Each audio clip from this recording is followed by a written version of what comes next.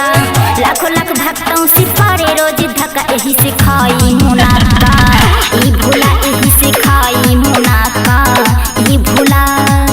आप सुन रहे हैं director and singer Ravindra Rana and Shobha Bharti को।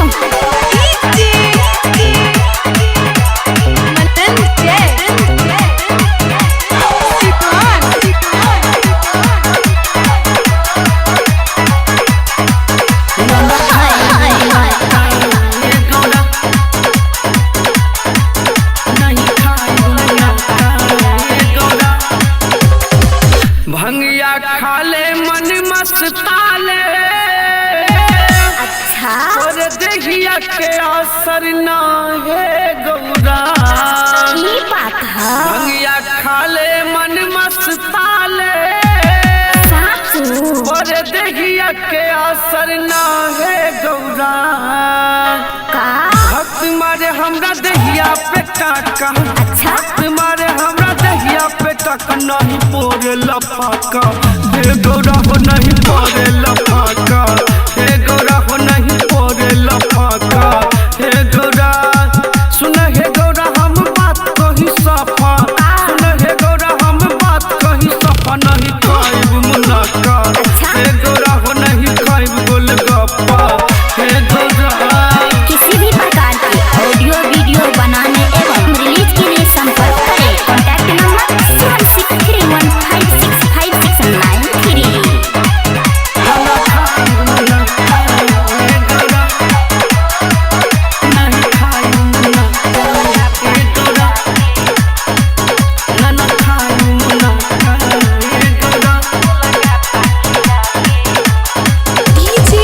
रउआ दुआरिया बन के कांवरिया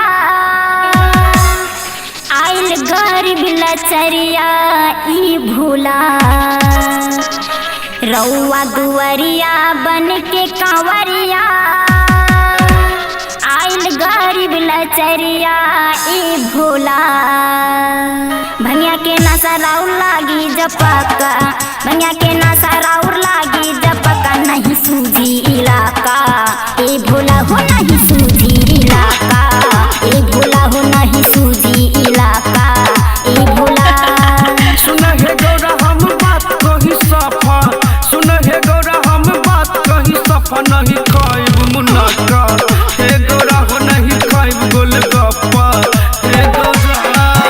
अपने यहाँ किसी भी प्रकार के कार्यक्रम के लिए संपर्क करें। Contact number 7631565693।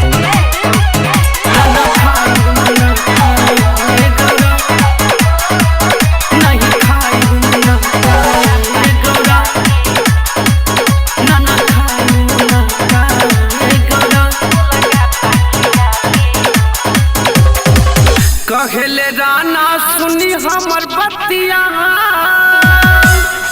खोलिया अपन नजरिया ए बाबा। कहले राना सुनी हमर बतिया खोलिया अपन नजरिया ए बाबा। रवत है तीनों लोग के आका रवत है तीनों लोग के आका खाई सावन भर मुनाका ए बाबा हो खाई सावन भर मुनाका ए बाबा हो खाई सावन भर मुनाका ए बाबा। सुन हे गौरा हम बात कही सफा सुन हे गौरा हम बात कही सफा नहीं खाइब मुनाका ए गौरा हो नहीं खाइब मुनाका ए गौरा बुझना।